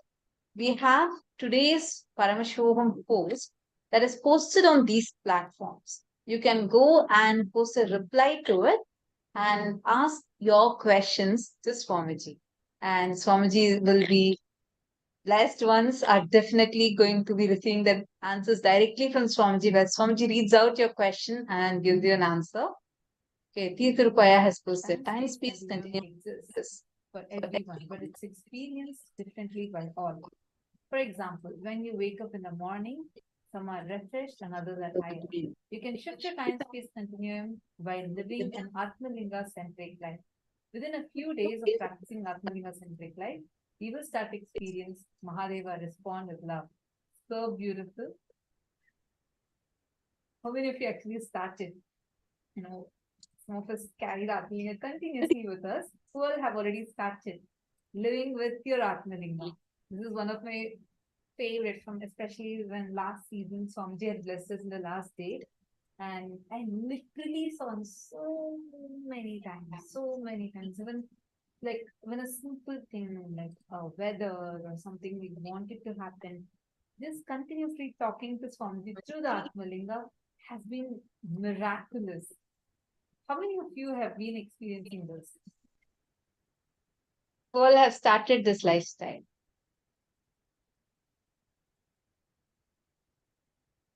Living with your Atmalinga. All have started. Come on. Anybody side? No one? I don't see any. I have started. Okay. Punitha Naya's waving his hand and he's showing his Atmalinga. Okay. Who else?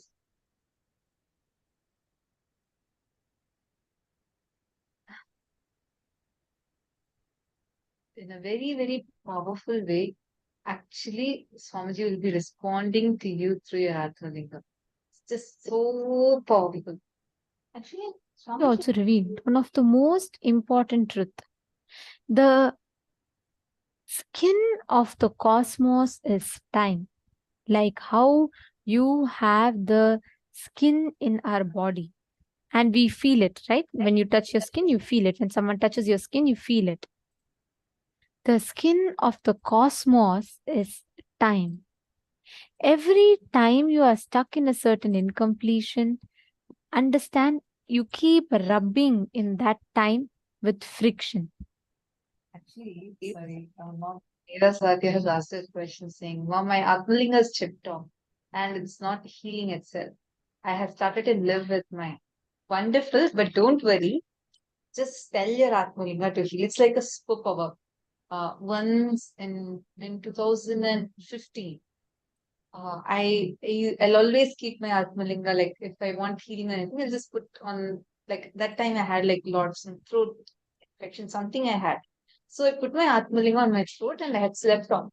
next morning when I woke up, I didn't realize that I had kept the Atmalinga, and it just fell from like the height, and it just uh, fell on the ground and hard surface. And it got a crack inside, and it had chipped off outside. And I just started putting chandan to it, and just started. I requested Swamiji, you should only heal yourself like that. I just started praying to Swamiji to heal the Atmalinga. And in for 1 week or so, I did not remove that chandan. After a week, it is completely gone. Now you will not even find a trace of that. Like you won't find a chip or a scratch, nothing. It is actually so powerful. Try and see. Just talk to your Atmalinga. Come on. Your Atmalinga is able to heal anyone of anything, cause so many miracles to you. Do you think it cannot heal itself?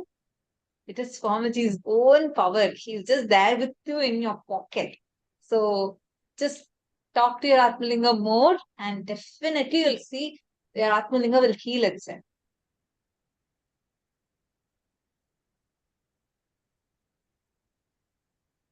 Consciousness, the skin of the cosmos, time is constantly rejuvenating itself. This rejuvenating skin, time penetrates our skin and constantly rejuvenates us. Yes, beautiful. That's a very beautiful understanding and a very important one as well. Like Swamiji revealed, the equivalent of our skin for the cosmos is time, and the equivalent of our nervous system for the cosmos is space. The time and space continuum and the way it exists as reality for us, it is not the way it exists as reality for others. The way I experience time space continuum, the way she experiences time space continuum, the way you experience time space continuum, it is different. It is not the same for all of us. Ability to inspire yourself without the external inspiration means you found the source of your love inside internally, the Chidabhasa. Chid Abhasa. Chid Abhasa is experiencing your consciousness, the love. That is time space continuum. These are the three most important truths Swamiji revealed. First is about the skin and nervous system of the cosmos, which is time and space. Second is about how the time space continuum is a reality, different reality for each of us. And the third is how your ability to inspire yourself without external inspiration means you found the source of your love inside. That is your Chidabhasa. Actually, in Gurukul, right? It's a very beautiful thing that Swamiji brings us all up with. In Gurukul, we never are entertained to have anything exciting us, anything that we like, depend on externally. We're always taught to have the source of inspiration as internal. How we drive ourselves as something internal, the eternal component. As long as it's outside, it's ephemeral, it's not eternal. The moment it is from inside you, it is inexhaustible because the resource is inside of you.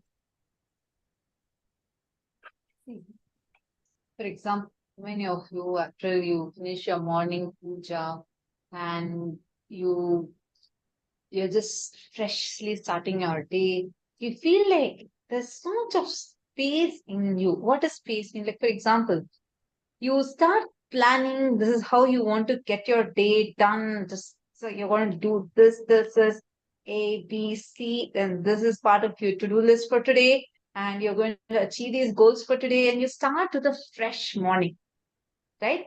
These are some days. And there are some other days where you feel like, okay, you know what? I don't really feel like doing it. I don't really think I could get things done. And I feel really down. And you feel it would be like, let's say you wake up at the same time. 6 a.m. you woke up yesterday, you were all joyful, you're blissful. You felt like there is so much of time that's available for you. You're able to plan, you're able to get things done.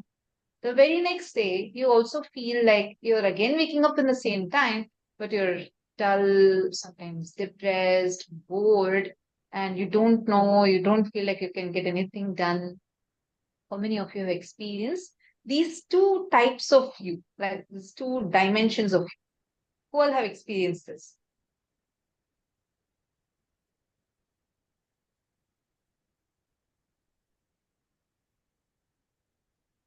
who all has seen like this, these two kinds of things.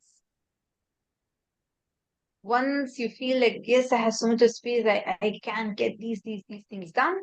And one more side, you feel like, not really, not today, maybe later. Or I just don't feel like I can do anything to.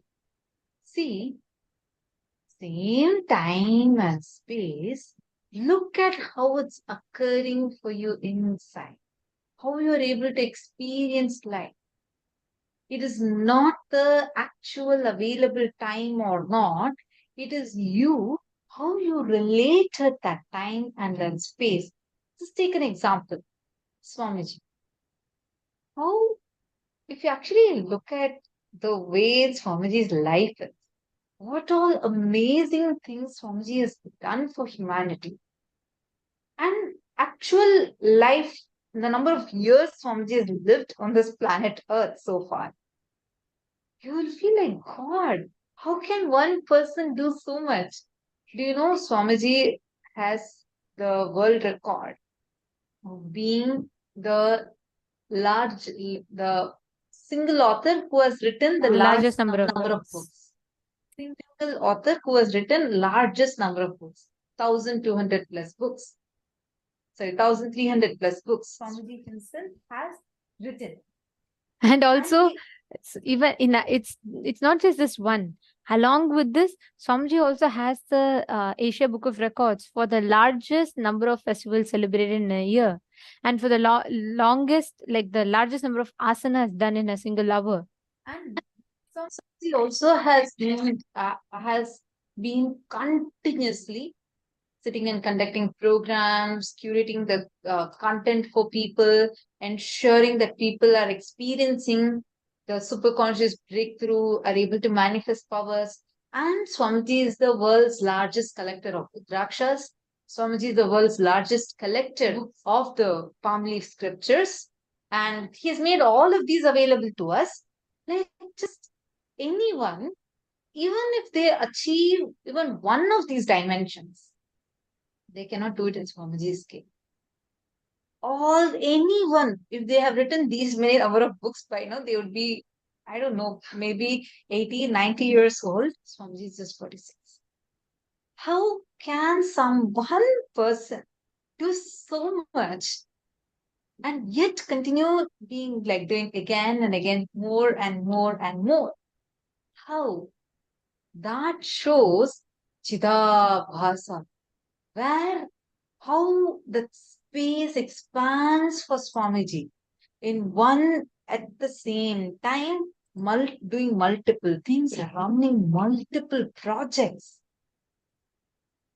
and sitting. And Swamiji will not, like how Swamiji says, right? You're not a number for me, you're a being for me. He will attend to each one of us one by one.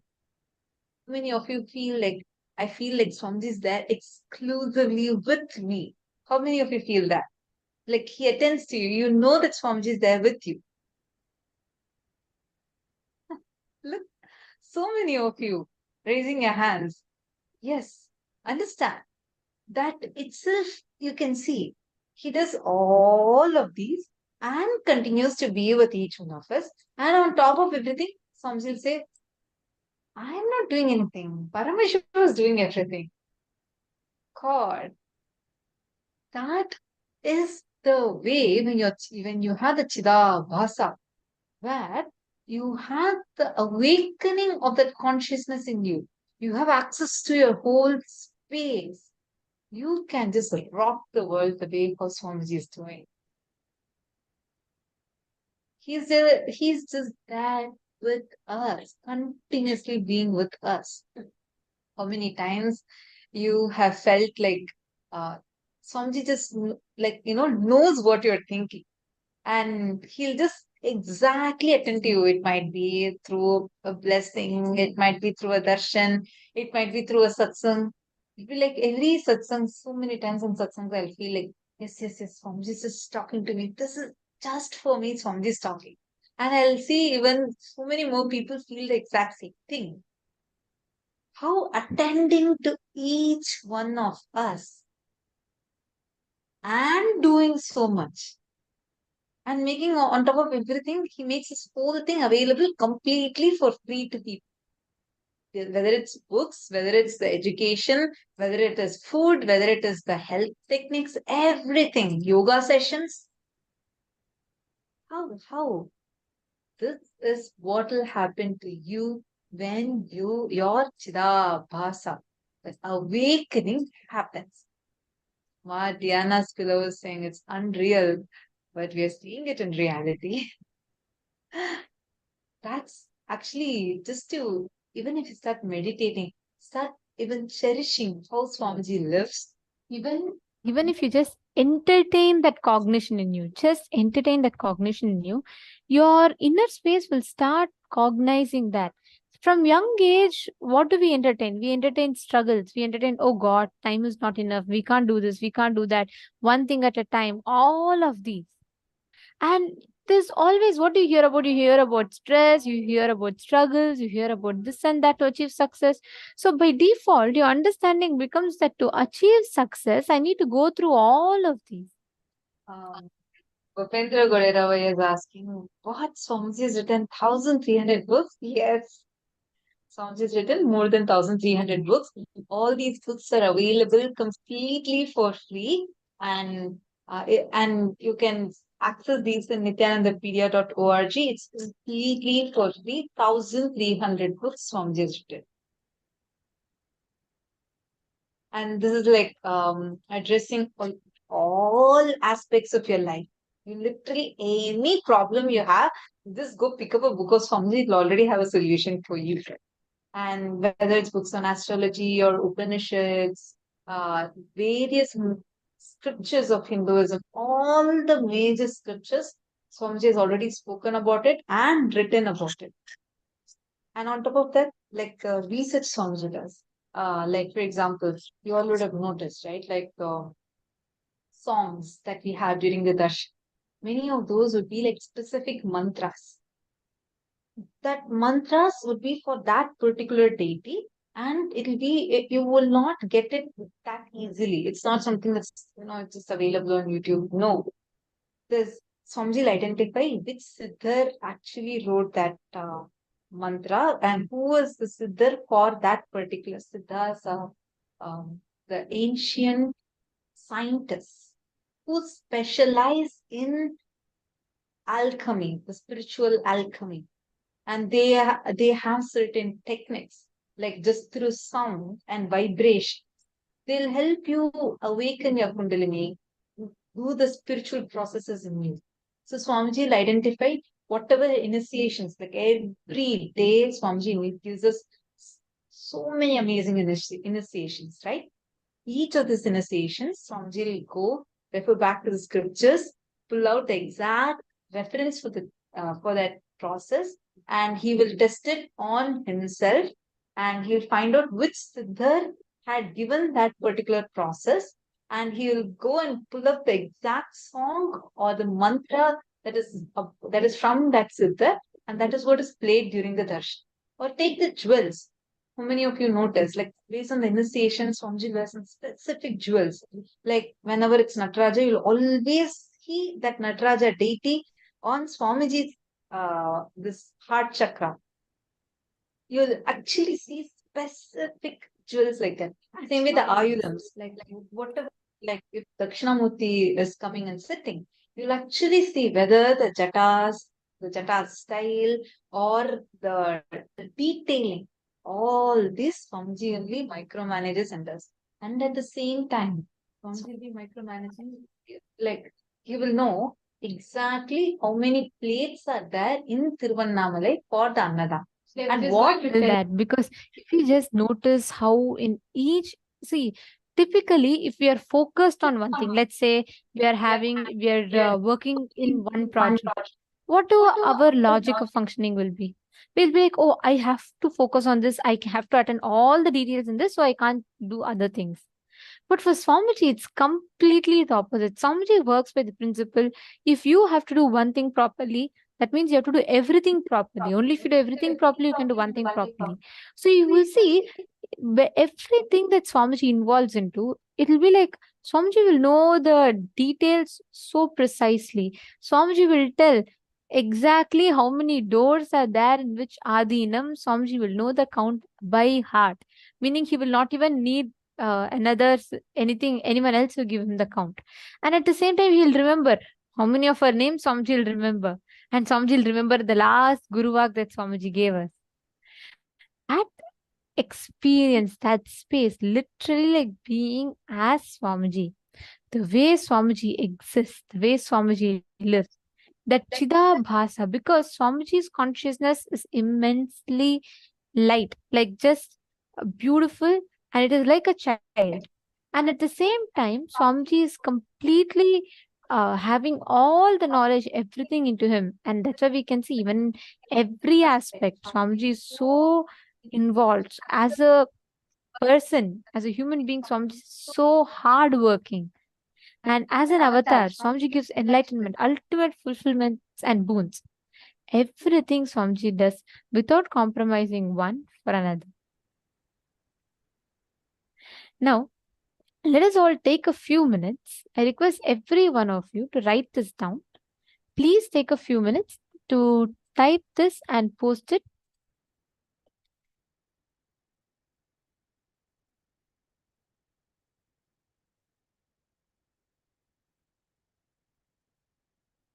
These are the 5 cognitions for you to understand the time space continuum.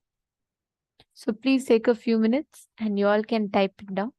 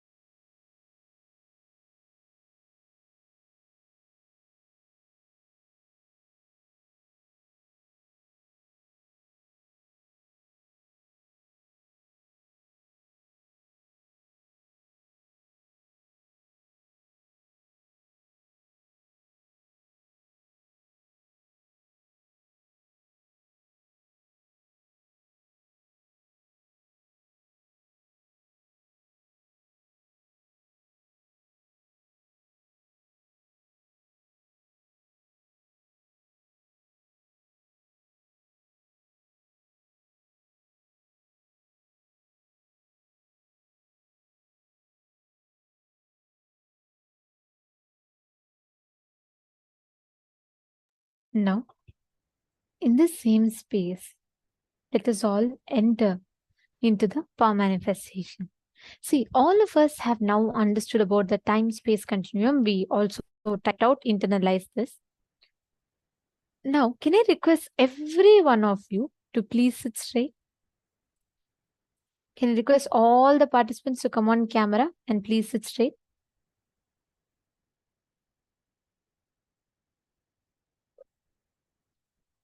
Come on. Can I request everyone to please come on camera? Ma Janel Silal, Ma Mingto Singh. We're all going to be entering into the preparatory sessions for the darshan, and all of these processes are very important. Can I request everyone to sit straight? Okay. Please listen carefully. You are going to be now experiencing the Chidabhasa. Means there's a part of you inside you which is eternally in that love, in that bliss, experiencing that consciousness. Now, you just need to tune yourself into that space and you need to manifest that experience. Understand today's power, you know why we are manifesting this power? When you transcend the parameters of time and space, you fall in tune with the rhythmic continuum of the cosmos. This power of materialization, I'll just show you all one picture. Here, this conch was actually teleported to Swamiji by Yogiraj Yogananda Puri, Swamiji's own guru, yoga guru.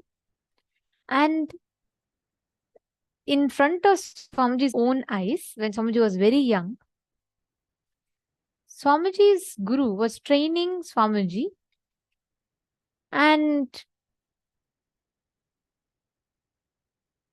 immediately what happened was one day that Raghupati Yogi's son was there, and he asked, Father, the conch that was kept from the puja items is missing. And Raghupati Yogi just gave a mystical smile and he replied, I told you it has reached where it needs to reach. And at that exact time, Swamiji materialized, means Swamiji received a conch that had Raghupati Yogi etched on it, which is basically Raghupati Yogi's conch. See, this power of when you are sitting in the presence of Guru, he makes his experience, Atma Pramana, as your experience, Sakshi Pramana. You don't need to be convinced, you don't need to understand, you don't need to know why, how, what, when, where. It's okay. Just sit in that space, relax yourself into that space, consciousness, and manifest. Shall we all get started? See, don't wait for your understanding. Don't wait for you to experience. Don't wait for you to have that shift, breakthrough. Relax into it. It's okay. Let Swamiji flow through you. Can I request every one of you to sit straight? Can all of you please clasp your hands like this? You're going to be keeping your hands like this completely. And you can rest it on your lap. You're going to be basically materializing. See, the science of materialization is very simple. There's an object. Let's say you have a powder, bhasma. Now, the teleportation science is the solid matter that you have. You're going to be disintegrating it into energy, transferring that energy, reconverting that energy back into matter. Now, let's say I have this ring. Okay. So let's say I want to send this ring from my place to one of your place. The science behind teleportation is very simple. I am going to disintegrate this energy. See, sorry, basically this is matter, right? What is matter?